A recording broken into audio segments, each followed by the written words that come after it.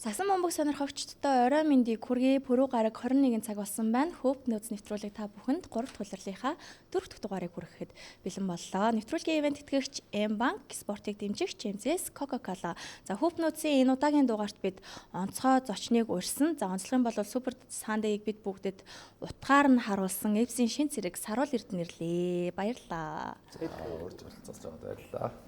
За Super Sunday гэснээс нэм гараг ер нь маш гоё тоглолтууд л болж байна. Тэгээ нэм гарагийн хамгийн сүүлийн 2 тоглолт хоёулаа яг 1 онооны зөрүүтэй дууссан. Тэгээд Саруулын хувьд онцгойлоод хуучин багийнхаа эсрэг тоглосон учраас их онцгой өдөр байсан баха. Тэр тоглолтынхаа мэдрэмжээс хамгийн ихэнд хуваалцаач. Тийм мэдээж хуучин ер нь хүмүүс маш их тодтогч хэлээд байгаа хуучин багийнхаа эсрэг гээд миний хувьд бол яг энэ өдрийг хамгийн их хүлээж ирсэн мөч бол мэдээж бүгж авах тэр мөчийг хүлээжсэн. Тэр мэдрэмж үгээр хэлшгүй маш гоё мэдрэмж байдаг учраас ерөнхийдөө тэр ядж хахад нээлтийн тоглолтод өөрөө оролцож чадаагүй тэгээд хөлгүүдийнхнийгаа бүгднийг бүгж авч явахыг харж ирсэн болохоор ерөнхийдөө бүгж авах тэр мөчөлтөс яд хүлээжсэн. Тэгээд удирдал эхэлснээс хойш тэр өдрийг тэр тоглолтыг ерөнхийдөө маш их хүлээж догдолж байсан.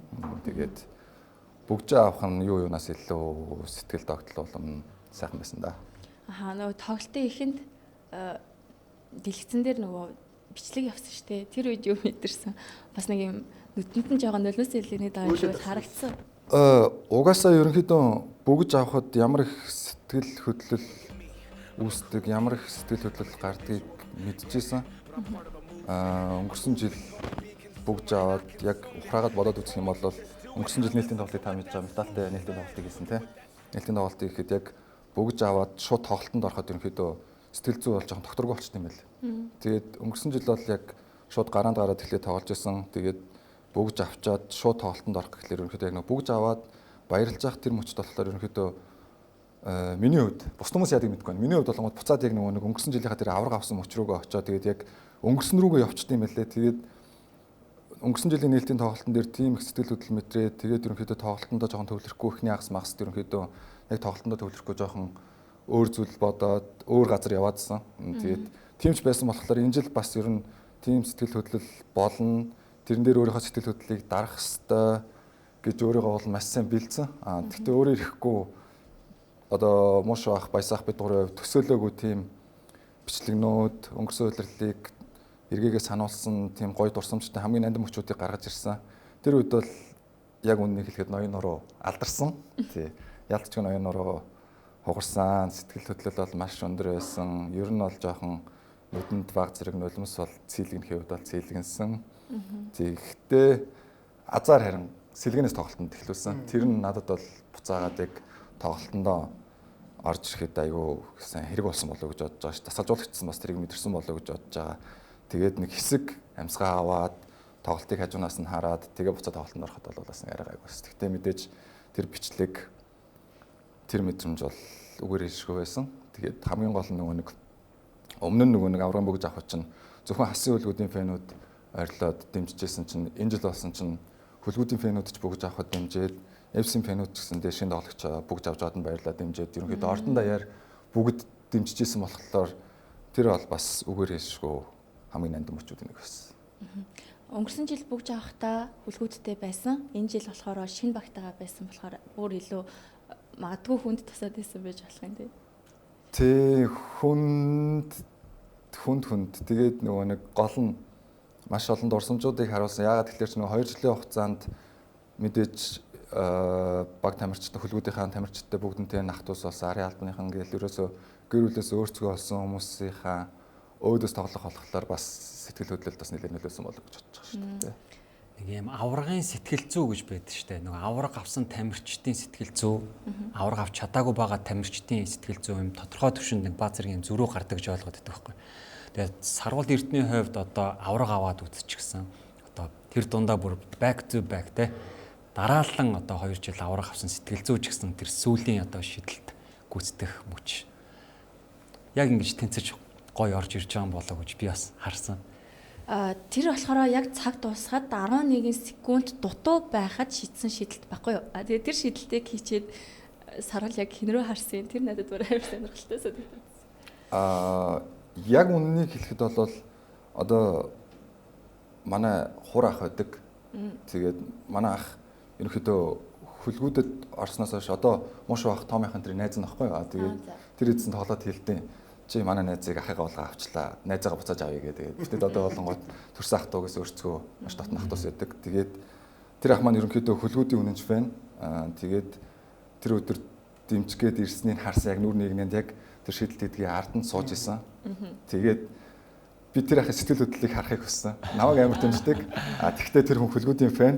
Тэгвэл яг тэр шийдэлд орсны дараа сэтгэл хөдлөл нь яаж ийн гэж би бүр яг янзыг үзэж өөдөөс нь хараад харж гинөө гэдэг ингээд өөдөөс нь ингэсэн. Тэгээд яг нэг хөлгүүдийг дэмждэг.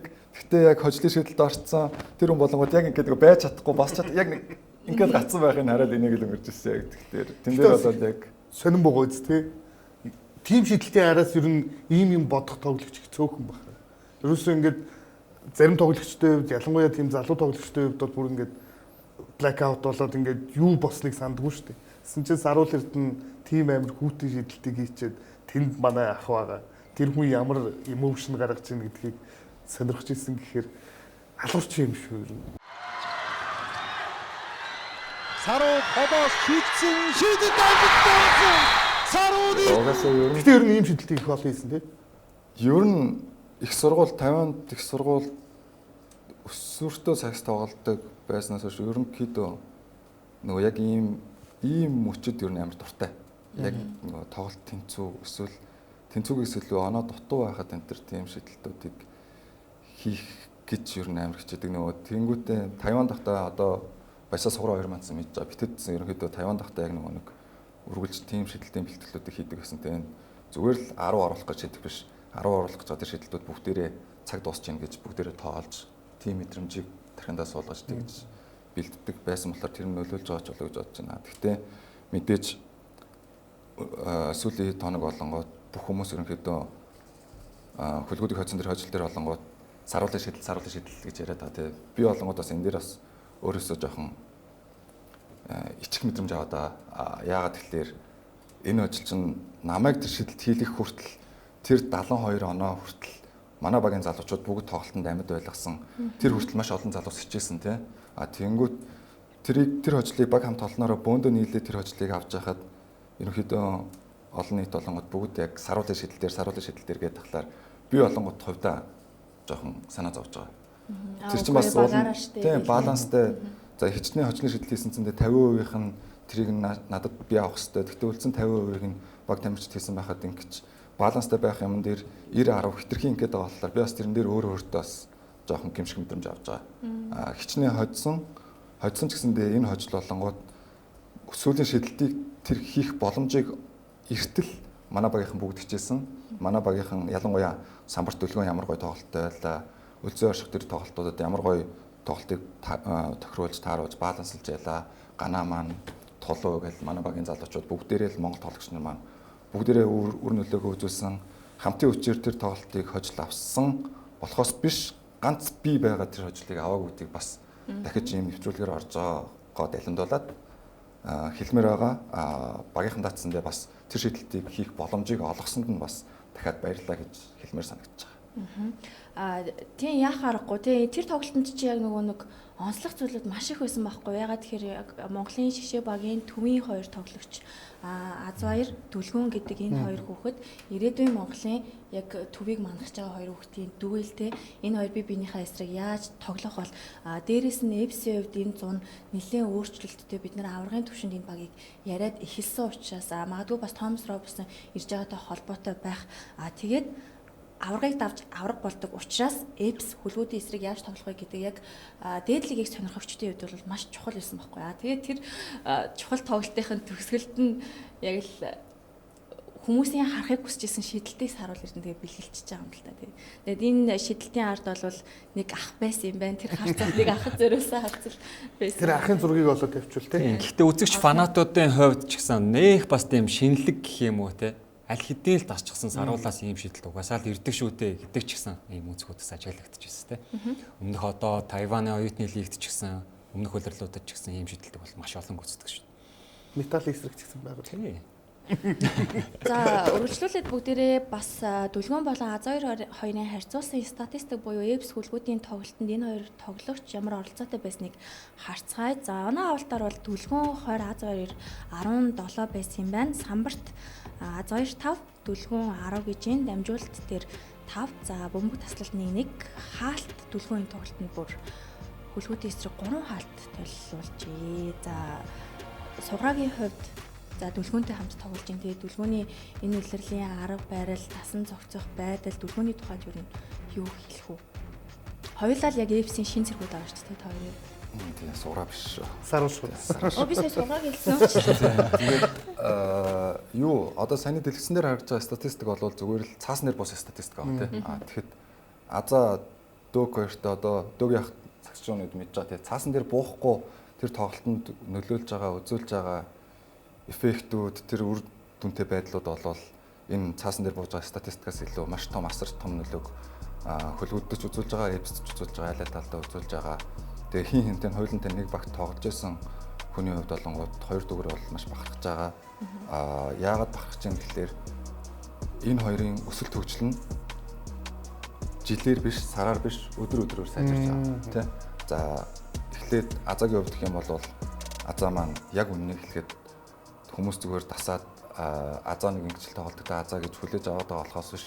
Миний хувьд бол азаа энэ жил нэг төвшин агцсан байгаа харагдаж байгаа. Ерөнхийдөө биеийн хөгжлийн хувьд, массын хувьд за одоо тэр яг туршлага, шийдвэр гаргалтууд тэр зэрэг байдлууд нь миний хувьд бол А2 бол нэг төвшин агцсан харагдаж байгаа. Тэргээрээс бахархаж байгаа. Яагаад тэгэхээр 100 өөрөө маш сайн хөдөлмөрлсөн, маш хичээсэн. Тэрийг одоо ингээд үзүүлэн явж байгаад маш их баярлж байгаа. За Дөкийн хувьд бол мэдээж маш өсөглөн байгаа. Шгшааг дээр сүүлийн Гуамтай тоглосон тоглолтууд, Хятадын багтай тоглосон тоглолтууд дээр оролцсон. Дөкийн хувьд үтсэндээ энэ жил бас шал өөр төвшин тоглолтыг үзүүлж байгаа. За Дөкийн хувьд мэдээж А2-аас бол өөр тоглолтын арга барилтай. Хийн нь өөр өөрсдөө гэсэн даваа талтай өөр өөрсдөө арга барилтай тийм. За дүлгөөний хувьд гэх юм бол нэг багт тоглоход бол мэдээж маш том нөмөр нөлөөлөлтөй тоглож байгаа. Ерөнхийдөө ард түвшигтэй над шиг ерөнхийдөө урд шугам тоглолтын хүнд болонгууд ер нь бүх ажлыг маань амарчилж өгч байгаа хүмүүс гэж бодож байгаа тийм. За мэдээж тэр хүчтэй том заслаанууд нь биднэрт ям шидэх орон зай, довтлох орон зайг маш том үүсгэж өгч байна. Буцаагаад хамгаалтан дээр хамгаалтын самруудыг биднэрт санаа зовх зөвлөгөө олгож бүгдийг авч өгч байна гэд. За Азагийн хувьд гэх юм бол буцаад мэдээж маш хурдтай тоглогч, биднээс жижиг тоглогчноос илүү хурдтай тийм тоглогч. Тэр даваа байдлаа үнэхээр гоё ашиглаж байна гэд. Мэдээж энэ хоёр залуугаар бол миний хувьд бол маш их бахархаж байгаа. Бахархаж байгаа хамгийн том зүйл нь гэх юм бол уул нь өдөөд ингээд 20-21-тэй хүүхдүүд бол жоохон ханах тийм юм байвал байхаар шүү дээ. Уул нь одоо Галицын Шгшагийн гарааны тоглогч болсон. Ингэсэн тэгсэн би Америкийн D1-т тоглосон гэдэг ерөнхийдөө хануул ханахаараа. Тэгэхэд хоёр дуу маань бол хин энэсэн тийм заарааш ажиглагддаг уу хизээч өөрөөсийнхөө амжилтанд ханддаггүй өлсгөлэн дахиж нэг төвшин ахин одоо энэ төвшингээс дахиад нэг төвшин ахин гэж өдөр өдрөөр хичээж байгаа тэр байдлыг нь хараад бол зүгээр маш бахарч байгаа. Тэгээд үр дүн гэсэнтэй саний статистикаар харагдаж шүү дээ дөнгөж улирлын 3-4 дахь тоглолтын дээр ихэд статистик үзүүлэлтүүд импорт тоглогч шиг үзүүлэлтүүдийг үзүүлж байгаа болохоор маш их бахарч байгаа. Тэгээд нэмээд энэ хоёр тоглогч ерөөсөө цаг хугацааг маш их товчилж байгаа. Одоо өдөрт энэ хоёрын насныхан бол одоо л драфтад нэрээ өгөх үү яах уу гэд ярьж иж болохоор их сургуулаа дүүргэж ч юм уу. Зарим тим тоглогчд байгаа. Тэгэхэд Азагийн хувьд Шгшагийн тоглолтод аль хэдийн одоо юу гэдгийг өөрөө батлаад харуулчихсан юм тоглогч. Дэлгүүрийн хувьд ч гэсэн ингээд лигийн шилдэг тоглолтуудыг үзүүлээд явж байна гэхээр тийм сагсан бөмбөгийн хөгжил талаас ч гэсэн маш азтай буюу одоо маш юм оргил үед орж ирж байгаа гэдэг тийм. Азараас нөгөө нэг шонхруудыг хожсныхаа дараа ярилцлага авсан. Тэгээ Зүүн Азийн Суперлигийн тэмцээнд яг оролцоод хожоод ирсэн байсан хөлгүүд. Тэгээ тэр ярилцлага дээр болохоор Азаар ер нь бол 100 өөрийгөө өөртөө маш том зорилго тавьсан байсан. Тэгээ үнэхээр бэлтгэл бол сайн байгаа гэдгийг ярьж исэн. Тэгээ дүлгөөний хувьд одоо ер нь нэг тоглолтоос бусдаар бүгдэн дээр нь 20-15 дундчлаад яваад байгаа дандаа даблтай байгаад байна. Тэгээд саруулын хувьд өөрөө ур чугны тоглогч учраас төвийн тоглогч өөрөөр л чиний хувьд бол маш өндөр ч тэгээд одоо EFC-ийн бүрэлдэхүүнийг харахаар үлзий оршигч гэсэндээ хэлжсэн байхгүй юу? Хоорондоо огт тоглож үзээгүй хүмүүс манай багт айгүй их байгаа гэд багийн ойлголцол ямар байгаа вэ гэж асуумаар байна. Ерөнхийдөө бүрэлдэхүүний хувьд бол бас нэлээд шинжлэгдсэн юм байгаад байгаа шүү дээ. Тийм мэдээж бүрэлдэхүүний хувьд бараг 70-80% өөрчлөгдсөн. Хууч хэвчээс нэг 3 тоглогч, 4 тоглогч төлөвлөсөн. Бусдаар 8 тоглогч нар бүгд шинжлэгдсэн. За тоглогч нар шинжлэгдэх бол бас харьцангуй гайгүй ойлголцол хурдан явагдах боломжтой тий. Бид нар яг л Монгол хүмүүс учраас хоорондоо хэл амын үдцэндээ ойлголцоход хурдан тэгээд мэдээж гол зорилго нь нэг учраас ойлголцоход хурдан амархан. Тэгтээ дараагийн дахиад том нэг челленж нь тэр их шинжилэл тамирчны шинжилэлт хийгээд дахиад нэг том челленж нь болохоор ахлах тасалжуулагч туслах тасалжуулагч өөр нь хоёулаа шинэ тасалжуулагч орж ирэхлээр тэр бас буцаад дахиад нэг том шалгуур сорилт болж байгаа. Тэгэхээр ерөнхийдөө энэ жилийн үед гэх юм бол Эвс багийнхны хувьд бол маш том сорилт болж байгаа. Бид хэдчсэн бөөндөө ерөнхийдөө хоорондоо зорилго нэгдэж байгаа. Зорилго нийлж байгаа болохоор ерөнхийдөө аль болох тэр процессыг хурдлуулах уу, яаж хурдлуулах уу, хэн хэнийгээ яаж дэмжиж энэ цаг хугацааг яаж товчлох уу гэдэг дээр бүгд ярьсан ярилцж хичээж байгаа. Тэрнийхээ үр дүндсэндээ харьцангуй гайгүй хурдтайгаар алхамаар урагшилж байгаа л гэж бодож байгаа. За тасалжуулагч маань дөнгөж ирээд нэг сар гарны л хугацаа өнгөрч байна. Тэгэхэд бид нар одоо ерөнхий давталгааныхаа үйл явцуудыг ойлгоод эхэлж байна. Хамгаалтын суурь тавьж эхэлж байна гэдэг ч юм уу. Ерөнхий харьцангуй гайгүй хурдтай явж байгаа л гэж бодож байгаа. Тэгэхдээ манай хоёр тасалжуулагчийн хувьд болохоор ахлах тасалжуулагч нь Бразил, туслах тасалжуулагч нь Аргентин. Ерөнхийдөө манай Монголын сагсан бөмбөгт урд өмнө нь сонсогч байгаагүй шинэ стилийн сагсан бөмбөгт тоглох гэж хичээж байгаа. Тэр нь ч бас ажиглагдж байгаа л гэж бодож байна. Одоо хүртэл битэд бас тэр хоёр тасалжуулагч байгаа хүсээд байгаа тэр тоглолтын арга барилыг одоо бол гаргаж чадахгүй л яваад байна. Тэгээд битэдэд зэндээ тэр нь бас маш гоё шин сорилт болж байгаа. Аль хэзээ сур тассан Европ арга барилаас өөр арга барилт өөрсдөө сорж үзэж байна. Тэр арга барил бид нар яг яаж тоглохын гэдгийг үзэж байна. Маш сонирхолтой байгаа. Тэгээд бас дээрэс нь нэлээд сонирхолтой адал явдал болж байгаа. Тэгэхээр бас их универсал баг байгаа шүү дээ. Аргентин байна, Бразил байна, багт нь Судан тоглогч байна. Тэгээд монголчууд гэдэг. Тэгэнгүүтээ бүр хамгийн сонирхолтой болгож байгаа Бразил, Аргентин хоёр хүн өмнөд Африкийн лигт оролцсон сүүлийн бараг 4-5 жил нь Африкийн лигт тоглож байгаа ирсэн гэхлээр чинь өмнөд Америк мэрэгчлэн Африк твд туршлагаа хоримтлуулж агаад тэгээд Аз дэрж яах гэхлээр энэ бүр тэгээд буруу сонсоогүй бол тэр хоёр чинь өөр багт байж агаад сүүлийн 2 жилдэн ч илүү эргэж нэгдээд тэгээд хамтдаа Монголд ирсэн баг. Тийм эс. Одоо нөгөө 2017-18 он шиг нөгөө хойд солонгосын тамирчид ороод ирэв. Бүр л универсал лиг болох гэдэг шүү дээ. Маш сонирхолтой байгаа, маш сонирхолтой. Одоо чинь тэгээд бас манай лигийг бас энэтхэг тоглогчид их олноороо ирж байна. Ер нь л ингээд тоолох юм бол их олон орны тоглогчид ирж байна. 5 ТV хүүхдүүд болсон. 5 ТV. За тэгээд тэр 5 ТV-ийн хүүхдүүд дундаас хамгийн их анхаарал татж байгаа нь мэдээч одоо энэ сагсан бөмбөгийн төвшөнд хамгийн олон үзэгчтэй, фэнүүдтэй лиг болох NBA-ийн төвшний ахаад нэг тоглогч манай улсад ирэхээр боллоо. Тэгээ энэ бол яг сагс сонирхдаг хүмүүсийн хувьд яг л тийм баяртай л мэдээ байсан л да. Тэгээ Томас Робинсны талаар өмнөх дугааруудад бид нар нэлээд ярьсан. Энэ хүн хэн бэ? Драфтыг хийдвэ? Хаагур сонгогдсон бэ? Гэх мэтчлэн мэдээллүүдийг бол өгсөн. Тэгээд өнөөдрийнхөө дугаарыг бид нар саруулынхаа тоглолтоос шалтгаалаад пүрэв гарагт та бүхэнд хүрж байгаа ч гэсэндээ бидний хувьд бол лав гарагт нэвтрүүлгээ бичиж байна. Тиймээс саруулын маань хувьд хараахан Робинсонтай уулзаж амжиг байгаа юм байна тий. Тэгээд уулзаад тоглолтын дараа бас манай сурвалжлах багийнхан яриа аваад ер нь Робинсонтай тоглох ямар байгааг илүү та бүхэндээ хүргэх баг. Тэгээд ер нь Робинсныг хийг мэдээд Эвсийнхээ өөртөө яаж хүлээж авав, тоглогчид энэ тал дээр ер нь ямар сэтгэл зүйтэй байна. NBA-ийн тоглогчтой хамт тоглоно гэдэг бол бас ховор олдох завшааны нэг шүү дээ. Тийм мэдээж баяртай. NBA угаасаа бид нар чинь хар багаас NBA үзээд өссөн хүмүүс учраас NBA-ийн тамирч ирэх болгонд л маш баяртай хүлээж авдаг. Тэгээд дээрэс нь битэдэд бас маш том хичээл олно л доо. Яг мэрэгжлийн тамирчин ямар байдیں۔ Тэрийг харж суралцж байсан бол одоо NBA-ийн төвшний мэрэгжлийн тамирчин ер нь Сахилга Батын хувьд ямар байдیں۔ Бие яаж авч явдیں۔ Тоглолтод хэрхэн бэлддیں۔ Бэлтгэл сургалтад яаж ханддیں ч гэдэг юм уу. Зөвхөн талбай дээр гараад үзүүлэх үр нөлөөгөөс гадна талбайн гаднах тэр бүх зүйлүүд одоогийн хөгжиж явж байгаа манай Монголын сагсан бөмбөгийн лигийн тамирчдад болонгууд маш том үнэтэй хичээл гарын авлага болох болов гэж бодож байгаа. Бид бүхний хувьд мэдээж одоо мэрэгжлийн тамирчин болохын төлөө мэрэгжлийн лиг болохын төлөө ерөнхийдөө маш их хичээж байгаа. Түндцэн нэлээ ойртоод ирсэн болов гэж бодож байгаа. Энэ төцсөндөө манай одоо залуу тамирчид манай багийн тамирчдад төцсөндөө бүгдэнд нь ерөнхийдөө маш том хичээл болох болов гэж бодож байгаа. Тийм ч учраас ерөнхийдөө Томас Робинсонтэй уулзах гэсэн ядуу хүлээж байгаа. Тэгээд Томас Робинсон ч гэсэндээ ерөнхийдөө өөрийнхөө нэр шигээ үр нөлөөг багтаа үзүүлж чадах болов гэж бид нараас сэтгэж байгаа. Эвсийн камерчид бол арын албаны хувьд бол маш том хүлээлттэйгээр хүлээгээл байж байна. За үргэлжлүүлээд бүгдээ энэ 7 хоногийн бас бямб гарагт болсон тоглолтын тоймыг хүлээж авч үзэнгээр ярилцаад явъя гэж бодож байна. Бишрэлт металл болон Сэлэнг бодус. За энэ хоёр багийн хувьд эхний тоглолт нь 20 онооны зөрүүтэй байсан болвол энэ удаагийнхын тоглолт нь бас сүүлийн мөчөд шийдэгдсэн тунс сонирхолтой тоглолт боллоо. Тэгээ мэдээч ямар ч баг дараалан нэг багтаа хожигдол хүлээхийг хүсэхгүй. Тэгээ металлын хувьд бол бүр хоёр үйлрэл дарааллаад финалд хүрсэн баг учраас мэдээж бодност бол хожигдохыг хүсээгүй байх. Гэхдээ үнэхээр бол болсонгүй энэ тоглолтын дээр ямар дүгнэлттэй байна. Ахмадын хувьд бас энэ хоёр тоглолтыг ер нь шийдчихлээ шүү дээ. Тийм Ахмад шийдлээ нэмээд яг хөө сайн талаас нь харах юм бол одоо металл өмнөх тоглолтыг бол арай илүү судалгаатай орж ирсэн болов. Юуны бодонсын эсрэг.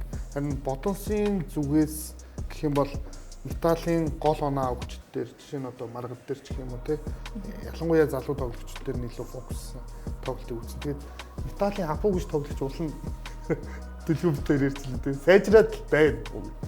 Гэхдээ яг саруулын ярьдаг нэг талбай дээр үзүүлэх нүдэнд те цаасан дээр бичигдэхгүй үр нөлөө бол их бага байгаа даа шүү.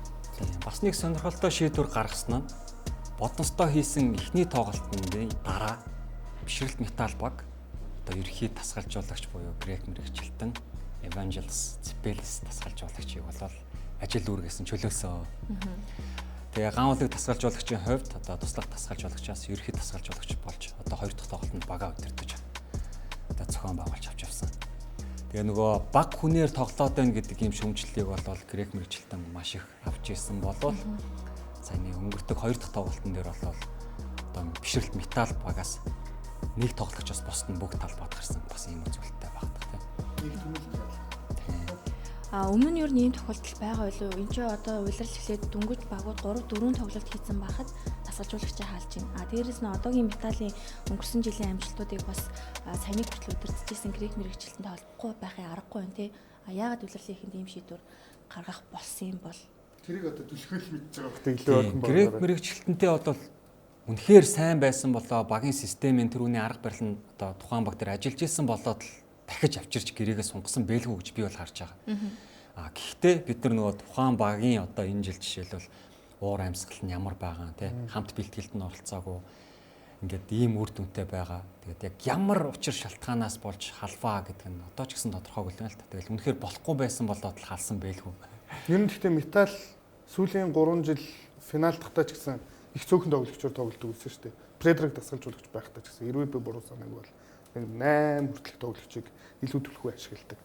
Ийм баг байсан. Тэгээд Zipelis тасгалжуулагчийн хувьд надад юу гэдгийг бишрэлт металл гэдэг багийг маш гоё одоо юу гэдгийг өөрийн гэсэн системийг хурдан суулгаж чадсан ийм тасгалжуулагч гэж хардаг. Тэгээд нэг тийм эмоц багтай юм шиг хэрнээ тоглогчтойгоо их сайхан харьцсан. Тийм дараахан. Ер нь бүх тоглогчдыг ямар нэгэн байдлаар ингэж ялгуурлахгүйгээр гэдэг юм уу те. Яг бараг л юм сэтгэл зүйч шиг юм шиг хүн болгонтой ингэж тулж ажилтдаг нь тэр тасгалжуулагчийн хамгийн даваа тал. Гэтэ түрүүний саруулын хэлсэн тухайн одоо баг дээр шинэ тасгалжуулагч ирээд юм уу те. Ажиллахад нөгөө систем суулгах гэж асар их хугацааг зарцуулдаг. Тэрийг ойлгох төвшөнтэй. Яагаад гэвэл бишрэлт металл багийн хувьд ч гэсэн бараг 60% 70% тоглогчд нь шинжлэгдсэн. Тийм учраас өнгөрсөн жил тэр багт ажиллаж ирсэнээс үл хамааран ахаал нөгөө өөр ингэсэн систем арга барилыг суулгах гэж бас л ийм цаг хугацааг зарцуулах шаардлагатай болоод байна. Тэнгүүд таны хувьд өнгөрсөн жил харж ирсэн тэр хүний ямар арга барил, ямар системээр ажилладаг, хамгаалалт тогтолцооноор ямар системээр ажиллахыг мэдж байгаа шүү дээ. Тэнгүүд сая бодонтой тоглолтог 2 дахь тоглолтоос өмнөх хүртэл тэр 4-5 тоглолтод та улирлын нээлттэй бүх тоглолтуудыг үзэж байгаа шүү дээ. Тэнгүүд өнгөрсөн жил ажиллаж ирсэн тэр хүний систем энэ жил удирлын өмнөх тэр 4-5 тоглолтод ажиллаж чадсан гэж бодож байгаа. Ажиллаж чадаагүй гэж харж байгаа. Тэгээд грек мэрэгчлэлт өнгөрсөн жил ахлах тасгалжуулагчийн хувьар анхныхан жил байхгүй. Энэ жил болол түүний одоо мэрэгжлийн карьерийн хувьд 2 дахь жилдээ ингэж ажиллаж чад харамсалтайгаар. Гэтэ нутаг буцааг өөр баг руу одоо шилжсэн гэдэг юм шуум мэдээ байна те. Завхан Brothers баг дээр. Тэгтээ завхныхоос их солио шийдвэр байгаа үст. За энийг дараа нэрээ те. Тэгээд Zipelis тасгалжуулагчийн хувьд магадгүй арай яарсан шийдвэр багийн удирдлагуудын зүгээс ч юм уу те шийдчихүүдээ гэж би бол харж байгаа. Гэхдээ магадгүй энэ одоо тасгалжуулагч өөрийн хор шар байдаг бол Brothers Bank дээр өөрийн системийг суулгаад яаж орж ирэхийг бид нар бол таашгүй. Таны хувьд тэгвэл систем юун дээр гацсан гэж бодож байгаа? Шинэ тоглогч нар солигдсноос бол өнгөрсөн жилийн систем энэ жил металл дээр ажиллахгүй байна уу? Эсвэл өөр шалтгаан, өөр эффект Хугацаа байгаагүй баг. хугацаа авч ирээ. Тийм. 70% баг тамирчид нь шинжлэгдэж байгаа. Магадгүй нөө хүссэн тамирчдаа авч чадаагүй ч гэдэг юм уу те. Тиймэрхүү зүйлсүүд бас байгаа учраас одоо байгаа тамирчдаараа хэрхэн одоо богино хугацаанд те өөрийн тэр хүсэж байгаа арга барилтаа нийцүүлэх вэ гэдэг дээр л гол асуудал тулгарч байгаа юм байна. За сая бол саруул сэтгүүлч шиг төлгөө яг зурчих шиг хэсэг явлаа. Маа саруул гэхдээ үнэхээр сайн ярих юм а тий. Өөрийгөө айгуу сайн илэрхийлд юм байна. Тэгээд тэр нөгөө нэвтрүүлгийн ихэнд асууж исэн асуултууд дээр ч гэсэн айгуу тоглолт болгонд айгуу тийм сэтгэл зүйн өндөртэй ордог юм байна тий. Их бодол тээж. Саруулын маш олон ярилцлагыг ингээ үзчихсэн. Тэгэл ямар гоё юм цэцтэй ярьдаг тамирчин бэ те. Тийм ээ. гэж Над дотроо бас магтууштай саашаалтай бас тийм зүйл. За ингээд энд хүрээд хөв нөөцөө хэсэг хугацаанд бид үзэгчдэд завсарлуулын эргэж ирэхдээ бас дээдлэгт болж байгаа бусад тоглолтууд болон эмэгтэй тоглолтуудынхаа талаар эмэгтэй багуудынхаа талаар бид илүү дэлгэрэнгүй ярих болно. Нэвтрүүлгийн ивент тэтгэгчээр KFC Tesa Group бидэртэй хамтран ажиллаж байна.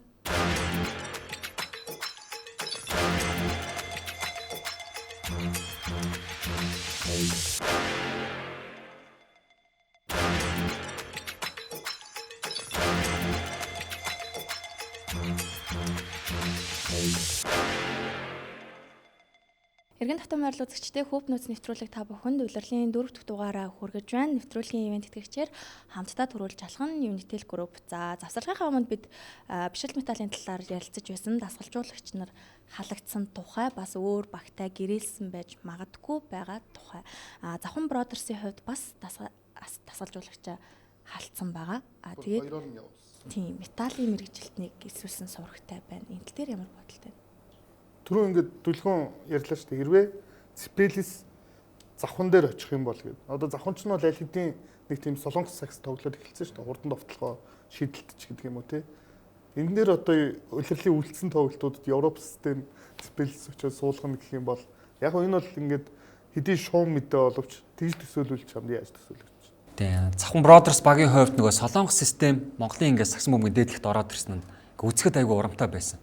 Гэхдээ яагаад буцаад одоо тэр ерхий болон туслах тасгалжуулагч хаалчваа те солонгос тасгалжуулагч хэм маягаас үүдсэн болов. Эсрэгээр одоо Ципелис тасгалжуулагч очсноор магадгүй нөгөө Маккензи Мур тэр хоёр чинь бас бишрэлт металл дээр нэг хамт тоглож ирсэн шүү дээ. Одоогийн байгаа багийн системийг шууд ороод өөрчлөх нь бас л нөгөө бидний яриад байдаг цаг хугацааны хувьд нэлээд шалгуур өндөртэй буюу бараг л 1-2 дугаар төргийг бүрэн золиослох баг. Тэгээд өөрийн одоо Европт одоо системээс суулгах ажил орж ирэх болов гэж харж байна. Ньюслетер чинь Маккензи Мурыг явуулчлаа. Тий. Явуулчих тий.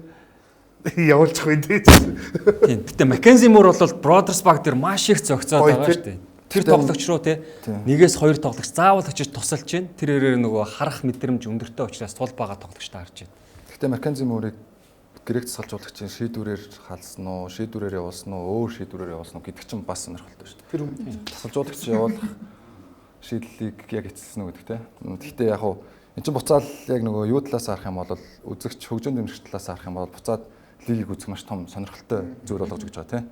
Маш хурдтай тоглолдог, гүйж тоглолдог багийг одоо Европ засгалжуулагч грек засгалжуулагч ирээд зогсоож удаан тоглох гэж байна. Тэгэхээр 2-3 жилийн турш маш өөр хэмнэлээр тоглож ирсэн баг буцаад одоо өөр стилээр тоглоно гэхлээр тэр багийн арга барил ямар болох нь уу, ямар сагсан бөмбөг үзүүлэх нь гэдэг буцаагаад бидний хувьд бас үзэгчдийн хувьд бас тамирчдын хувьд бас айгүй сонирхолтой зүйл болж эхэлж байгаа. Тэгэнгүүт тийм тухайн тоглогчийг ч юм уу тасгалжуулагчийг муу болохоор бас халааж явуулаад байгаа юм биш шүү дээ. Арга барил нь тийм нийцэхгүй байгаа.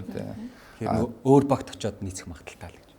Тийм тэгэнгүүт мань хүн грек засгалжуулагчийн хувьд одоо Маккензи Мур ч бас ажиглах юм бол Завхан Brothers-д орж ирснээс хойш тэр хурдтай тоглож байгаа саксыг зогсоогоод байгаа юм шүү дээ. Зогсоож аваад удааж байгаа өөрийнхөө ур чадвараар шидэд байгаа юм. Тэгэхээр бас грек засгалжуулагчтай Ципелистэй зогцоод тэр хоёр бас Завхан Brothers-ыг өөр төвшөнд авчихыг үгүйсэхгүй тэр хоёр бас ямар хослол үзүүлэх нь гэдэг бас маш сонирхолтой тий. Мурын хувьд одоо ер нь бүх статистик үзүүлэлт дээр л хамгийн дээгүүр байна. Тэгэн гуртаа Вислитэй бас жоохон асуудалтай байгаа юм шиг байгаа. Дээрэс нь Сэлэг Бодонсын энэтхэгийн Шигшээ багийн ахлагчаар авчирсан Палбрит энэ тоглогчийн хувьд Монголд ирээд хамгийн ихний тоглолтондоо медалийн эсрэг 2 спортын бус алдаа гаргасан. За Вислигийн 2 техник, за Эрдэнэдалагийн Ахмад дээр үзүүлж исэн тэр хөдөлгөөн ч юм уу те. Ер нь яг эднэр дээр та нар ямар бодолтой байна? Одоо жишээлбэл багуудын хувьд Аз лигоноор тоглогч нь ямар байх вэ гэдэг маш чухал болоод байна гэдгийг бид нөр өнгөрсөн дугаар дээр ярьж ирсэн те. Бас лигоноор тоглогчийн хандлага, харилцаа нь ямар байх вэ гэдэг маш чухал багт нөлөөлөд байна гэдгийг ярьж ирсэн. За яг энэ 3 тоглогчийн энэ үйлдэл дээр ярилцъя. Саруул явж байна. Би одоо өдрөл дөнгөж хэлж байгаа эсрэг багийнхаа хүмүүсээс бас хамаагүй ярьж болохгүй байна. Сая Амаалаад бас Бродерстэй хамаагүй ярьчлаа. Би одоо тэгээд эсрэг багийн тоглогч гэж бүр Бродерсыг тэнцээ шүүгээл зүг борхог нь яриад байх юм уу ч юм уу биш ч юм уу тийм. Гэхдээ мэдээж юуны хэний Бодонсын энэтхэгийн 2 алдааг бол харсан. За тамирчин үний өнцгөөс харах юм бол маш муухай санагдсан. Бохир алдаануудыг хийсэн муухай санагдсан. Буцаад хэрвээ би Бодонсын тамирчин байсан бол тэр үний алдаа надад яаж нөлөөлөх вэ гэдэг талаас нь харах юм бол хэрэгтэй байсан. Яагаад тэгэхээр Бодонс самрын тоглогчгүй байсан. Ерөнхийдөө яг тийм хүчтэй тоглодог ямар ч зүйл байхгүй. Ерөнхийдөө зүгээр аясаар нь тоглоод өндөр тоглогч байхгүй гэсэн байдлаар ерөнхийдөө удирдлын 1 эхний 2 3 тоглолт нэр ажиллах юм бол яалчгүй самбартаа дээрлэх хүлээд хожигдоодсон болохоор би хэрвээ Бодонсын тоглогч байсан бол тэр үний үйлдэл надад бол усаагаар шиг дутагдж ирсэн. Хэрэгтэй үйлдэл юм шиг санагдсан. Тэр нь ч буцаагаад Бодонсыг хожил авахд маш том нөлөө үзүүлсэн болоо гэж бодож байгаа. Тамирчин үний өнцгөөс адилхан тамирчин үний өнцгөөс харах юм бол дургуур мөрөл 2 алдаа байсан да. Тэгэхээр одоо тэгээд аль талаас нь харах юм бол зөвч байгаа буурч байгаа. Гэхдээ тэгээд тэрийг зохицуулах хүмүүс ч юм бол шүүгчгээ талбай дээр хүмүүс байгаа тий. Тэгээд тэр хүмүүс шийдээд 2 санаатай алдааг нөгөө суулгасан байсан. Тэгээд миний хувьд бол тэр тоглогчийн хувьд тийм байгаа. Тэгээд Уэсли Маккензи Муур хоёрын хувьд болох юм бол хоорондоо хувийн асуудал ямар асуудал вэ гэдгийг бид бүхэн мэдэхгүй тий. Цаана юу болж байгааг бид мэдэхгүй. Зүгээр дахиад буцаал битэдэд дахиад сонирхолтой нэг тоглолтыг өгж байгаа ш. Дараагийн тоглолт Бродерс Монголиас өр хизээвэ гээд календар дээрээс бүгдээрээ хараад сууж байгаа ш. Тэр тоглолтсон буцаагаад сонирхолтой болно. Бид нар бүгдээрээ мэдж байгаа Америк тоглогч нар хоорондоо тийм өрсөлдөөнийг үзүүлсэний дараа үнэхээр өөртөөгөө бүх зүйлээд ажилтдаг шартаа ортой үздэг. Тэгэхээр би бол зүгээр гадны өнцгөөс харах юм бол Монголиас Завхан хоёрын 2 дахь тоглолтыг хизээвэ гээд хамгийн түрүүнд календар дээрээс хармаас. Би энийг яг энэ асуултыг болохоор ер нь оролцогч болгоноос л асууя гэж бодоод байгаа. Тэгээд Саруулын хувьд одоо энэ дээдлигийн урт аялалд нь хамгийн хүчтэй өрсөлдөгч баг аль баг харагдаж байна эхний байдлаар. Ерөнхийдөө яг үннийг хэлэхэд бол манай баг өөрөө маш их шинжилт хийгдсэн энэ жил шинээр эхэлж байгаа хоорондоо ер нь ойлголцол зохицлоо хараахан 100% болоогүй процесс явж байгаа энэ цаг үед бол миний хувьд бол яг үннийг хэлэхэд эсрэг 9 баг эсвэл маш хүчтэй санагдаж байгаа.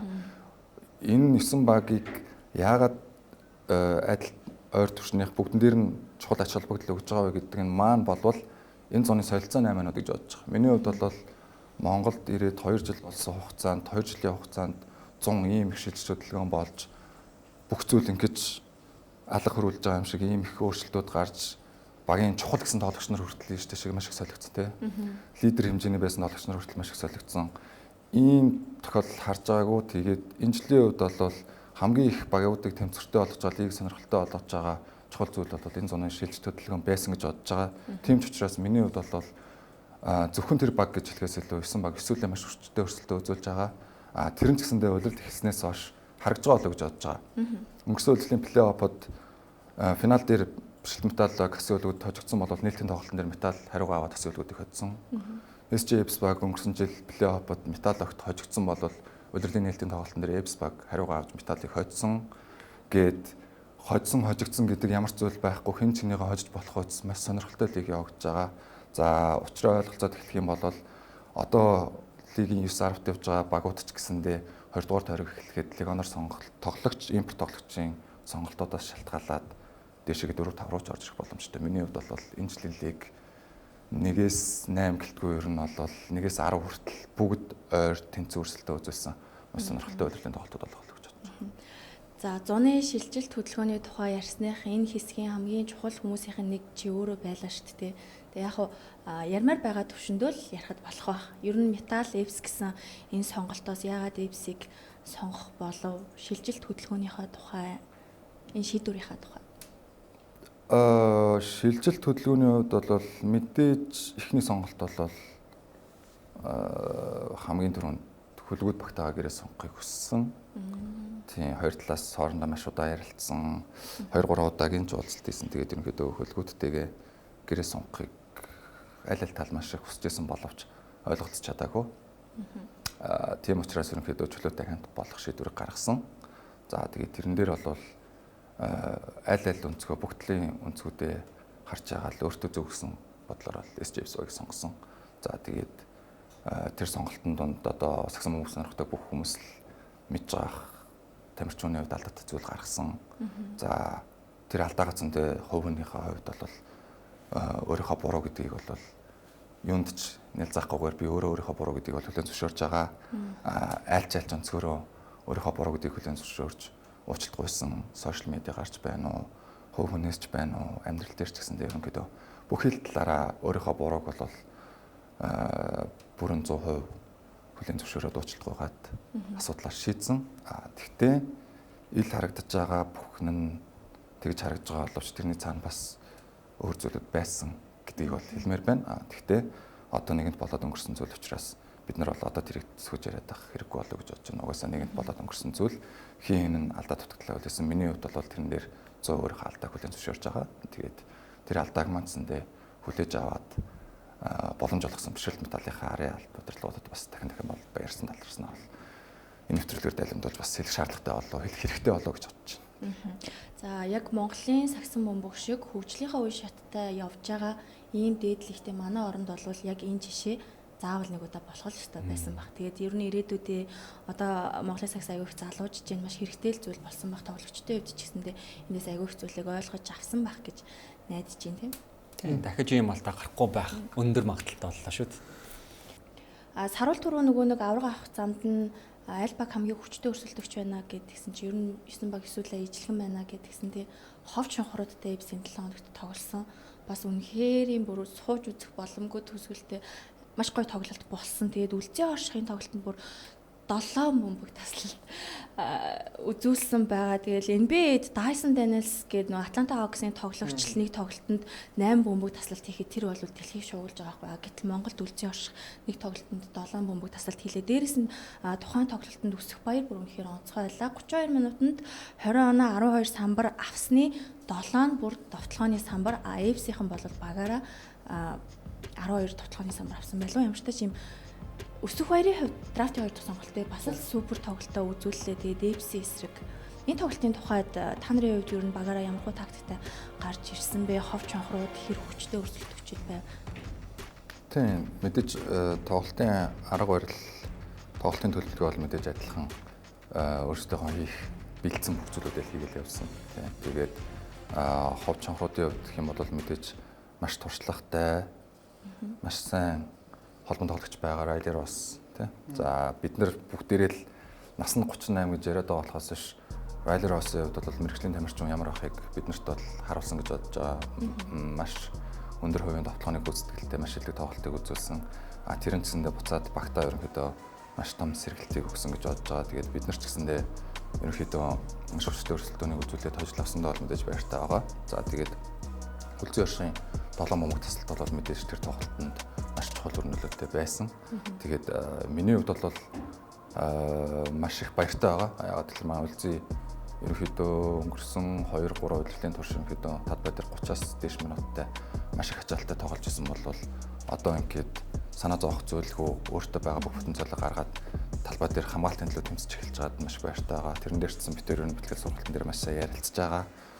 Тэгээд үлзийг буцаагаад хуучны шгшээ огтан хорж исэн үеих шиг хамгаалтанд тэгж ажиллаад 7 бөмбөг тасалт хийх нь хараад бол маш их баяртай байгаа. Тэр нь ч гэсэндээ одоо битэдийн зорж байгаа зүйлд бас маш том нөлөө үзүүлэх болов гэж бодож байгаа.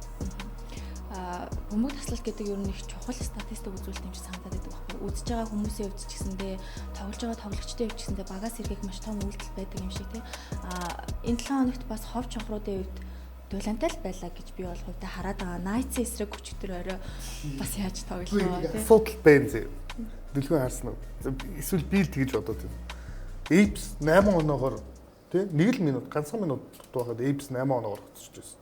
Өчигдрийн тоглолтод ердөө 1 онооны зөрүүтэй байхад бөмбөг ховч онхруудын талд 11 секунд дутуу өөрсдөд нь нэг завсарлага байсан. Ингээд бодоход ер нь надад одоо манчаа тасгалжуулагчид нэгдүгürt асуудал байна уу гэж харж байгаа. Арай шинэндээ дийн үү, залуудаад дийн үү те нэг тийм туршлагагүй тасгалжуулагч байна уу гэж. Эвс эсрэг гэсэнтэй адилхан ерөнхийдөө алдаа их боломжтой байсан тийм үйлдэл гараагүй. Тийм. Тэгээд завсарлагатай ч байсан. За тийм Тэгээ байна. унжин сүрэн дасгалжуулагчийн хувьд бол алдах хэрэгтэй юм шүү дээ. Хөгжлийн лигээс бага авраг болохоо дээд лигийн түвшинд аваад ирж байна те. Тэгээд том багуудын эсрэг юу гэдгийг эрт тоглолцлоо л та тий. Тэгэнгүүтээ энэ нь туршлага болоод үлдэж байна. Дараа нь юу гэдгийг бусад одоо үлдсэн тоглолтуудад энэ алдаануудад засаад илүү хүчтэй эргээрж Тийм яг алдаа ингээд харъя гэвэл жишээлбэл сүүлийн мөчөд хийсэн тамирчдын торгуулийн шидэлчүүд юм уу те. Минутын ямралтаа авууж гэдэг маш олон хүнээс алдаа хийж болох. Гэхдээ тэр чинь бүтэн 40 минутын тоглолт үргэлжилж байгаа шүү тэр тасгалжуулагч ажилласан юм шиг байгаамаа. Үлцэн оршихын одоо энэ хамгаалтан дээр илүү сайн ажиллаад байгаа нь магадгүй арт талд нь гана байгаад байгаа шүү дээ. Холбоон тоглогчийн байрлал дээр. Тэгээ өнгөрсөн үеэрэлд бол яг сэлгээний холбоон тоглогч дээр баг зэргийн сул байсан. Тэр нь ч гэсэн нөгөө алдаагаа цэгнэгч гэдэг юм уу. Тийм айцтай байсан бол энэ үйлрэлт арт талд нь бас найдвартай одоо хамгаалагчид, найдвартай холбоон тоглогчид байгаа болохоор ёстой л нөгөө урд шугамны тоглогчдыг бол амар заяа үзүүлэхгүй л сайн хамгаалтыг бол хийж байна. За энэ 7 хоногийн бас нэг чухал сэдвүүдийн нэг бол өнгөрсөн жилийн маш том хэрүүлгийг тасалсан үйл явдал гэж хэлж болох гэж бодож байна. Тэгэхээр улирлын үнцэнтэй тоглогчийг яаж шалгаруулах журам нь тодорхойгүй байгаад исэн. Тэгээ энэ журмыг бол баталлаа. За яг одоо бид бүхэнд харагдаж байна. Шилдэг хамгаалан тоглогчийг хамгаалтын үзүүлэлт дээр хүснэгтийн эхний 5-т бичигдэх. За мөн улирлын 75%-аас баггүй тоглолтод оролцсон байх гэдэг шаардлага. За шилдэг шин тоглогч буюу өнгөрсөн 7 хоногт бидний бас л маргалдчихсэн сэдв байна тий. Rookie of the Year шагналыг тухайн улирлын драфтаар лигт элссэн байх гэдэг чухал заалтыг бол илүү оруулж өгсөн юм байна. Тэгэхээр бидний яриад байгаа нөгөө дүлгөө маань сугараа маань сугараач гэж. Сугараач нь бол аль хэдийн мэрэгжлийн лиг тоглосон. Тоглож исэн учраас угаасаа Rookie of the Year-ийг л авах боломжтой байсан. Маргад дүлгөөн гэсэн энэ хоёр тоглогчийг ер нь харамсалтай. их дээгүүр ярьжсэн шүү дээ. Тийм.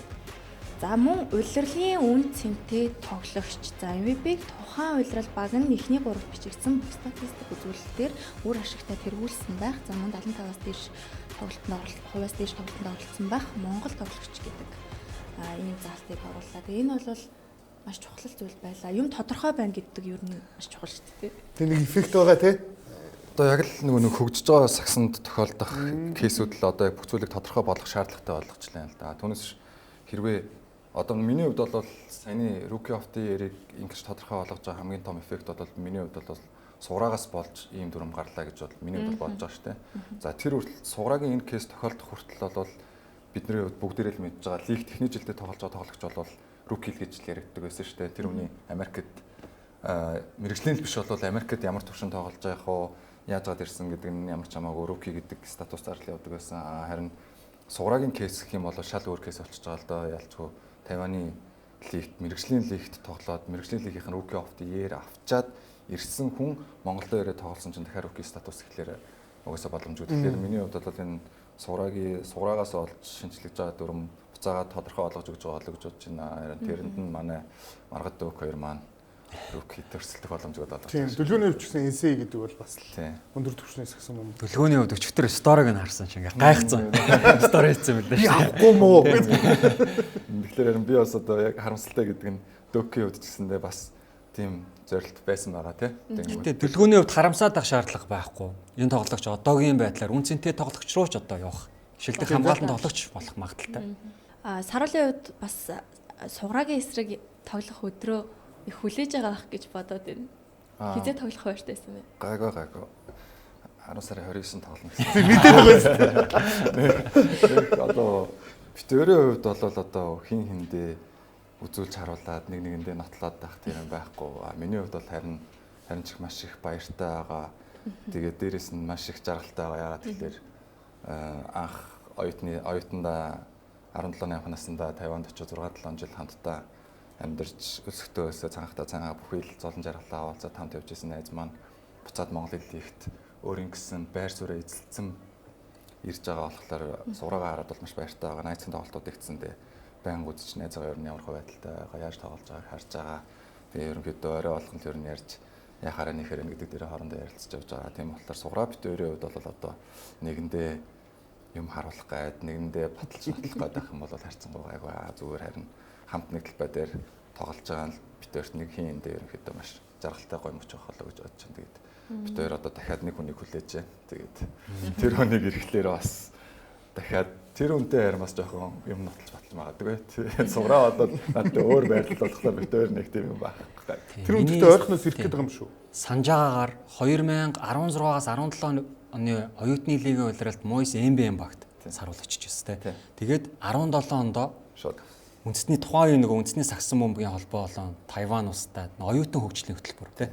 Тийм хөтөлбөрөөр одоо баясаа суграа саруул гээд бүрэлдэхүүнтэй явж байсан. Энэ хэд маань одоо Тайванд очиод үнэхээр өндөр түвшинд одоо маш диктатуртай сайн тоглосон учраас дараагийн үеүүдийг нь бас тийшээ татах юм гоё юм нөхцөл болцоог бүрдүүлж өгсөн. Тэрэнд нь бас айгүй талархлаа илэрхийлмээр байдаг. Тэгээд саруулын үед Тайваны одоо оюутны лигийн авраг болсон. Тэгээд буцаж ирээд яг Монголын дээд лигтээ анх тоглох тэр мэдрэмжийн талаар би асуумаар байна л да. Тийм. Яг 17-т Тайван руу яваад 6 жил болчиход Монгол буцаж ирсэн. Тэгээд Монголд ирээд хамгийн сэтгэл хөдлөсөн хамгийн гоё мөч нь гэх юм бол нөгөө үзэгчд дүүрэн байх тоглолт. Надад бол одоо юунаас илүү одоо сая BCL, ESL гээд олон улсуудаар ч явж тоглосон. Тэгээд шгшээ багийн тоглолтууд ч гээд гадагшаа ер нь тэмцээнүүд явсан гэсэндээ миний хувьд бол Монгол фэнүүд бол үнэхээр шал өөр төвшний адреналин ялгаар болдог. Монгол үзэгчд үнэхээр нэг тийм нэг тоглолтод бүр ингээ заавал хожих хэвээр мэдрэмжийг өгдөг нэг тийм Монгол хөгжим дэмжигчдэл ерөнхийдөө Тайванаас Монголд ирсэн хамгийн том ирээд тоглоод гайхшруулсан хамгийн том гайхширсан мэдрэмж бол үзэгчдэл байсан тийм. Бүр үнэхээр вау гэж санагдтал ерөнхийдөө маш хүчтэй дэмжлэгийг үзүүлдэг, маш хүчтэй үзий ядалтыг ч өгдөг, маш хүчтэй бүүлэлтийг ч өгдөг тийм гоё хэсгээс. Тэгээд Монгол ирээд тоглоход бол хамгийн түрүүнд вау гэж бодож ирсэн зүйл бол Монгол хөгжим дэмжигчид ямар гоё үнэн сэтгэлээсээ сагсан мөнгө дэмждэг юм бэ? Үнэн сэтгэлээсээ хайрлалт юм бэ гэдэг нь бол хамгийн их сэтгэл хөдлөж байсан. Хүүхэд байхдаа ч юм уу яг юм Монголын сагсан бөмбөгийн дээд лигийн багуудаас аль багийг нь илүү ингэж үзэж дэмждэг байсан бэ? Тэр нь ерөнхийдөө анх Монголд ирээд баг сонгох шалтгааны хамгийн том сонголтын хөшүүрийн систем болохоор тэр багт орж тоглосон. Тэгээд сүүлд нь мууш байх энэ бас олоод харцал байсан л да. Битэд бүр сүүлд нь хөлгүүдүүд техник жил авраг авсны дараа битэд нөө сэргээлтийн бэлтгэлгээд тэр гардаг штэ. Тэгжсэн чинь мууш байх намайг шалаадсан байхгүй. Тэгээд яасан гэдгсэн чинь том ах руу бүр нөгөө нэг 11 12 таахта нөгөө мессежтэй юу гэсэн байлаа да бас нэг юм асуусан ч байлаа эсвэл дэмжлэгсэн байлаа. Ямар ч нэг 11 12 тийм бичсэн гаргаж ирээд чи ийм жижигхэн бацаан байсан байж одоо яагаад энэ чи барыг талбай дээр загнах нь олдгоо тондоо яриад чи хэн байснаа сана гэдэг битэд инээлт ярьдаг байсан. Тэгэхээр ерөнхийдөө тийм л дэмждэг, тийм л үздэг байсан. Тэгээд буцаад суралцж ирээд тэр хүмүүстэй цог тоглох боломж нь бас маш том. Вау, тэгэхээр ямар гоё түүхээ тий. Эсвэл кино шиг л түүх байна. Үсгээ. За саксофоны үсгийнхаа боловсролыг 50 руу явахаас өмнө юу н хаана эзэмшсэн юм бэ? Тийм, би ер нь өсвөртөө сакс тоглодог гэсэн. Өсвөрийн саксууд бүгд нөгөө Дундгов аймгийн тасгалжуулагч багш маань ерөнхийдөө суур тавьжсэн. Тэгээд ерөнхийдөө тэр багшийнхаа л удирдлагаар тоглоод явсан. Тэгээд Монгол руу дөнгөж нэг жил ороод нэг эхний семестртээ орчоод тэгээд шууд явчихсан. Тэр үе чинь баясаа энх баясгалан битээр ч Монгол цог тоглодог байсан. Тэгээд тэрнээсээ шууд Тайван руу явчихсан. Монголын нөгөө нэг саксан бөмбөг сонирхогчд, үзэгчид, фэнүүд дийн тухай бид нар сая ярьлаа шүү дээ. Тэгээ нөгөө сугар очоос ч юм уу, маргадаас ч юм уу тий дүлгөөнөөс ч гэсэн авсан яриа. Бүгдээрээ яг л ижлэхэн зүйлийг хэлж байгаа Монголын фэнүүд, монголчууд одоо ер нь бол үнэхээр саксан бөмбөгийн орон гэж хэлэгдмээр болцсон. Сакс үзтгүү сонирхдгүй байхаа болцоо. Одоо тэгээд энэ нийгэмд ч гэсэндээ бид бүгдийг дулаацуулж байгаа, сэтгэлийн маань тайвшруулж байгаа гац юм бараг сакс андаа. Тэгээ өнөөдөр бас NBA албаасаар нээлттэй хэлээ. Улмал бид нар саксаар амьсгалахаар өдрүүд ирж байгаа шиг байна. За эмгтэй тоглолт руугаа орцгоё. Юу болоод өнгөрөө Амазон суулаа аравтын тоглолт хэдэн онооны зөрүүтэй өнгөрсөн гэж вэ? 51. Одоо яагаад те? Одоо ингэж хэлж амнаас ингэж гарч чадахгүй байна. 51 тий. Яг уу яг нөгөө нэг Франк Гарсия гэдэг дасгалжуулагч аль хэдийн энэ багтай бүхэл бүтэн жилийн хугацаанд ажилласан. Нэмээд олон улсын тэмцээнүүдэд оролцсон. Энэ багт хулан байхгүй байна уу, ариун цэцэг байхгүй байна уу, яг системд ажилтдаг болсон гэдэг л харагдаж байна л да. Харин эсрэг талд 10-ын тухайд шинэ дасгалжуулагчтайгаа ойлголцох арай болоогүй байна уу. Дасгалжуулагчийн систем арай суух болоогүй байна уу гэж харж байна. Уг нь бол Jacqueline Carmen гэж авиаслаг тоглогч байгаа. Гэхдээ хэдий тийм боловч одоо хулан ариун цэцэггүй Улаанбаатар Амазонст 51 оноор хожигдсон. Даанч багийн спорт юм та. Даанч багийн спорт юм даа нэр. Одоо эмэгтэй лигийн тухайд бид нар одоо байнга л ярьж байна тий. Амазонстой хин хамгийн сайн өрсөлдөө үзүүлж чадах вэ гэдэг. Энэ улирал болохоор Pirates гэдэг баг бас байгаад байгаа шүү дээ. Өнгөрсөн жил эмэгтэй лигийнхаа хүрээнд нэг ч хожил авч чадаагүй. Гэхдээ энэ жил Pirates гэдэг нэртэй болоод тэс өөр бүрэлдэхүүнтэй ороод ирсэн. Тэгээд omni хөлгүүд ерөөхдөө задраад энэ багийн бас гол тоглогчд нь энэ Pirates гэдэг багт ирчээд байгаа. Тэгээ энэ 7 хоногийн дотор бол ямар ч тач өөрсдийнхөө нэр дээрх маш удаан хугацааны дараа хожлуудаа бүртгүүлээд 2 хожил авлаа. Тэгээ бүр итүүгийн ирвсэн эсрэг авлаа. Тэгээ итүүгийн ирвэст чинь Иран мэргэжилтэд ажиллаж байгаа. Тэгээ Иран дасгалжуулагчийн тухайд бас эмэгтэй лигтэй эмэгтэй гадаад мэргэжилтэд харах бол гоё л. Тийм. Эмэгтэй шгшааг дээр ажиллаж исэн дасгалжуулагч мөн байлаа. Ер нь 2023 онд намайг Таиланд руу эмэгтэй шгшээтэй хамт Азийн аваргын B division руу явж байхад манайх Ираны эсрэг тоглож байсан. Тэгэхэд туслах дасгалжуулагчаар ажиллаж исэн эмэгтэй харагдсан. Тэгээд яг бас л дөнгөж ирээд ихний тоглолт итүүгийн ирвсүүд бас багийн 60 гаруй шинжлэгдчихсэн ийм баг байгаа. Тэгээд улирал урт дөнгөж багууд ихний одоо 3-4 тоглолтыг хийгээд байна. Тэгэхээр гадаад мэрэгчлэлтэд ирнэ гэдэг мэдээж сайн мэдээ. Одоо дан ганц тухайн баг дээр ажиллахаасаа илүүтэйгээр залуу тоглогчид, манай Монгол тоглогчид илүү их зүйлийг сурч авч уур чадвараа дэвшлүүлэх учраас илүү сайн талаар нарч. Саруулын үед эмэгтэй багуудынхаа тоглолтыг хэр үздэг вэ? Дэмждэг баг байдгүй, дэмждэг тоглогч байдгүй, крашлдаг тоглогч байдгүй. Мэдээж нөгөө нэг эрэгтэй сакс хөгжиж байгаагийн хэрээр хамгийн их сэтгэлтэй хүсдэг зүйл бол эмэгтэй сакс ч гэсэндээ ерөнхийдөө ялгарлалгүйгээр бас адилхан хөгжөөсэй гэж хүсдэг. Тэгээд эмэгтэй саксаачсандээ одоо эрэгтэй саксны хөгжил шиг ингэж хурдцаагаар хөгжөөсэй гэж маш хүсэж байгаа. Тэр манцсандээ сүүлийн 2 жилийн үед маш үр дүнтэй байгаа юм шиг харагдаж байгаа. Сая Улаанбаатар Амазонс Азийн клубуудын аврагт ороод ямар амжилт үзүүлв. Тэрийг хараад бас битүүрэндээ дотроо баярлаад явж байлаа. Тэгээд эмэгтэй сакс маань гэсэндээ маш хурцтайгаар хөгжиж байгааг нь харах таатай байгаа. Гэхдээ одоо хамгийн гол зүйл нь миний хувьд бодож байгаа нь бол буцаад бас эрэгтэй сакс шиг тэнцвэртэй хөгжилтэй болоосэй гэж бодож байгаа. Тэрэн дээр одоо лиг ямар зохицуулт хийх яах юм гэдэг бол лигийн ажил бах. Тэгээд яг л эрэгтэй сакс шигээ тэнцвэртэй ингэж явахгүй бол олон жил зөвхөн нэг баг хит их Монголын шгшаагийн тоглогчдыг аваад ингэх нь бас ирээдүйн хөгжилтөө яаж нөлөөлөх юм бол гэдэг дээр жоохон бодож байгаа. Тийм жоохон харж байгаа. Тэгээд тэрийг бол одоо лиг маань өөрсдөө ухаалаг зохицуулалт шинжилтүүдийг хийгээ явах бах. Лиг маань тэрийг угаасаа шийдэх боллоо гэж итгэлтэй байгаа. Тэгээд буцаал хүсэж байгаа зүйл маань эмэгтэй сакс маань гэсэндээ Аздаа топ төвшний өрсөлдөөнийг үзүүлдэг тийм байгаас л гэж хүсэж байгаа.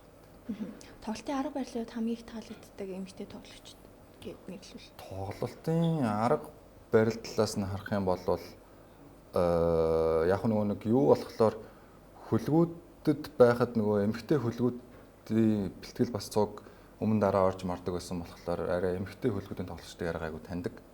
Тийм болохоор ер нь эмэгтэй хуучин хөлгүүдэд тоглодог байсан урд чугмын хамгаалагч нарт нь дуртай. Яагаад гэвэл бүгдээр ер нь яг нөгөө баяр цог тогшин арга барилаар явж байсан тоглогч нар учраас ерөнхийдөө маш хичээл зүтгэлтэй, маш дайчин тоглолтыг үзүүлдэг. 10 оноогоор хожиж байсан ч 10 оноогоор хожиж байсан цэндээ маш дайчин тоглолт үзүүлдэг болохоор хөлгүүдэд тоглодог байсан урд чугмын эмэгтэй тоглогч нарт ерөнхийдөө маш их таалагддаг. За үргэлжлүүлээд бүгдээрээ хүснэгтийнхаа байрлалыг хараад ярилцаад явъя гэж бодож байна. За хожигдолгүй үлдсэн ганц баг байгаа нь Knights болж үлдэж байна. Гэхдээ тэдний хувьд бол 4 тоглолт хийсэн. FC-ийн хувьд 4-1 гэсэн харьцаатайгаар хүснэгтэй хойд бичигдэж байгаа юм байна. Төө багууд ч 3 хожигдсон, 2 хожигдсон. Бас ер нь өнгөрсөн жилүүдийг бодвол их хэрт ингэж салж юм тий. Гэхдээ миний хувьд бол энэ салжгаа дээр нэг ахтраач холбогдлохгүй байгаа шүү дээ. Энэ бол нэг салаад холдохгүй болоо. Хоёрдугаар тойрог гэхэд буцаал ерөнхийдөө дээр доор ороод явчих болоо гэж бодож байгаа шүү дээ. Тийм багуудын одоо нөгөө нэг өрсөлдөөнийг шууд харж болохоор л да 10 баг маань ер нь л энэ тэнцүү байгаа юм байна гэдэг те. Одоо тэгэл харангууд хол зөрчсөн юм шиг харагдаж байгаа боловч энэ чинь буцаал шинжлэгдэн өөрчлөгдөн бүх юм өөрчлөгдөн юун дээр өөрчлөгдөх вэ гэхээр нэг баг нэг импорт тоглогчоос солихтол тэр багийн бүх арга барил хэм маяг нь өөрчлөгдөн тэр баг хэвтрүүлж орж болно дээшээ орж болно гэдэг ч юм уу. Нэгийгээ сольж хахад дахиад хоёр дахьыг дахиад солиод ороод ирэхэд тэр баг буцаал ямар төвшөнд очих вэ гэдэг чинь маш их өөрчлөлтийг авчирна. Энэ дундор бидний тооцож чадахгүй бэрхтэлгэмтэл гэдэг зүйлүүд байгаа гэл. Ерөнхийдөө 3 тойргийн улирал бол маш урт болно. Тэгэхээр одоо бид нар бол өнгөцгөн дөнгөж ихний 4 5 тоглолтыг хараад энэ нь сайн байна, энэ муу байна гэж дүгнэх нь бол одоо дүгнэлт гаргахад арай харах эрт болоо гэж бодож байгаа. 3 тойрог гэдэг бол маш урт үргэлжлэн. Тийм болохоор ерөнхийдөө миний хувьд бол энэ 10 баг бол яг л дээр дороо ороод маш өрсөлдөөнтэй 3 тойргийн улирлын тоглолт болох гэдэг гэж бодож байгаа. Тэгэхэд хожлоогүй ганц багийн дарахын найдтал байна да. Яг одоогийн байдлаар. Тийм нэгдүгээр тойрог гэдэг бол ерөөсөө л туршилтын тойрог гэж хэлж баг болно. Багуу тоглогчдоо туршин, хөлбөр тактикаа туршин тий. Легионоор туршин. Легионоор тоглогчдоо туршин. Дээр нөгөө системээ суулгана. Хоёрдугаар тойргийн дунд үеэс бол жинхэнэ өрсөлдөөн бас гарч ирэх баг. Яг тэр 2 дугаар тойргийн дунд үеэс жинхэнэ хүлээлт үүсгэх багч чинь Сэлэнг бодноос байгаа даа шүү дээ. Бусад тоглогчид нь багтайгаа нэгтгэх нь. За үргэлжлүүлээ бүгдээрээ хуваараа харцгаая. Ирэх өдрүүдэд хамгийн сонирхолтой тоглолтууд хаана болохоор байна бэ? За ням гаригийн тоглолтыг онцлмоор байна. Хасын үлгүүд BCH Knights. Нэг нь хожигдоог байгаа, нэг нь өнгөрсөн жилийн аваргууд. Хоёр баг айл айлынх нь потенциалыг мэдж байгаа. Нэмээд Мигмар гаригийн Сэлэнг бодноос Miners. Та хоёрын. За миний хувьд бол бишрэлт металл Mongolians-ийн тоглолтыг сонирхолтой болох хаа. Bayern Wesley Sukhot гэдэг тоглогчдын бас хүлээлт өндөр календар дээр нөгөө тэмдэглэсэн байгаа тоглолтуудын нэг. Тэгэхээр энэ бас маш сонирхолтой тоглолт гарах баг. За нөгөө саруулын яриад идэг тэмдэглэсэн байгаа тоглолт. Тэ миний хувьд бол одоо ингээд та бол бүгдээрээ нэг тоглолтыг онцолж байна. Миний хувьд бол одоо лиг яг бүгд энэ тэнцүү өрсөлдөөнтэй явж байгаа гэдэгчлэн миний хувьд бол одоо бүх тоглолтууд ямар нэг учир шалтгаантай байгаа юм шиг харагддаг. За Метал Монголиас гэвэл сайн дүүгийн хэлдэг шиг Маркенси Мөр, Весли хоёрын хувьд хин энийхээ хинбэ гэдгийг үзүүлэн мэдээж хөлгүүд Найц хоёр бол тодорхой лигийн тэргүүллийн төлөө өрсөлдөж байгаа хоёр баг учраас тэр хоёрын тоглолт бол мэдээж хизээд угаасаа ривал багуудын тоглолт учраас тэр бол угаасаа гал гарсан тоглолт гарах нь тодорхой.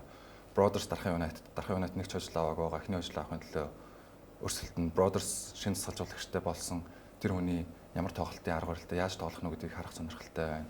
Miners-ийн хувьд өнгөрсөн сүүлийн тоглолтод хожигдсон учраас дахиж хожигдохыг хүсэхгүй ч гэх юм уу. Бодонсын хувьд хожлоо өргөжлүүлнэ гэдэг сонирхолтой тоглолт.